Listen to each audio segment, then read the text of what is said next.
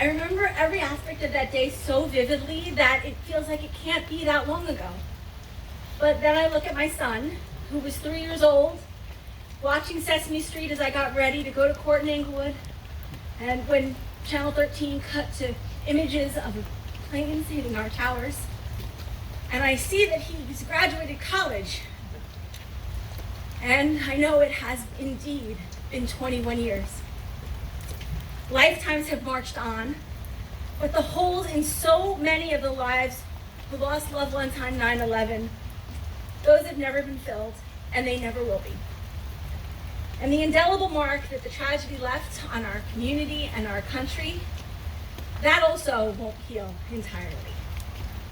As we come here every year to remember those lives, as we read the names, who are far more than names, who are people, who are family members, who are loved ones, the lives of first responders who rushed in to save others and perished while saving thousands, the lives of people heading to a normal day of work whose cars still remained in our local train stations long beyond when the day ended, the lives of people flying to destinations who never arrived there, the lives of our men and women in our military who went to defend our freedom, who never came home, and the lives of rescue workers who lost their battles to cancer due to exposure to the pile.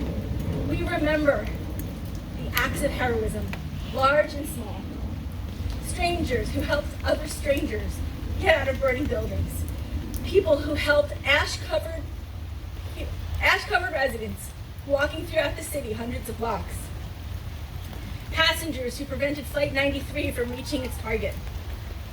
We remember our Bergen County EMTs, our firefighters, our police officers who rushed into New York City to help, many of whom faced, as county executive said, lifelong health challenges.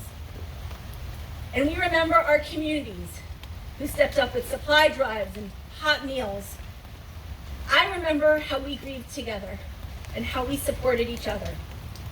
How we pulled through the tragedy like Americans always do, stronger together.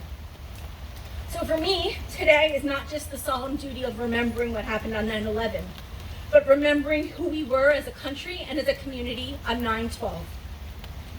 Sandy Dahl, the wife of Flight 93 pilot Jason Dahl, said, "If we learn nothing else from this tragedy, we learn that life is short and there's no time for hate."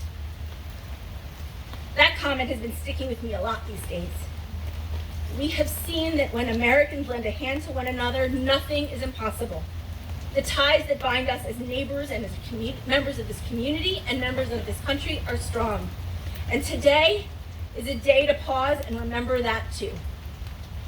President Obama stated that even the smallest acts of service, the simplest acts of kindness, is a way to honor those we lost, a way to reclaim that spirit of unity that followed 9/11. That is the challenge that I think we all need to take.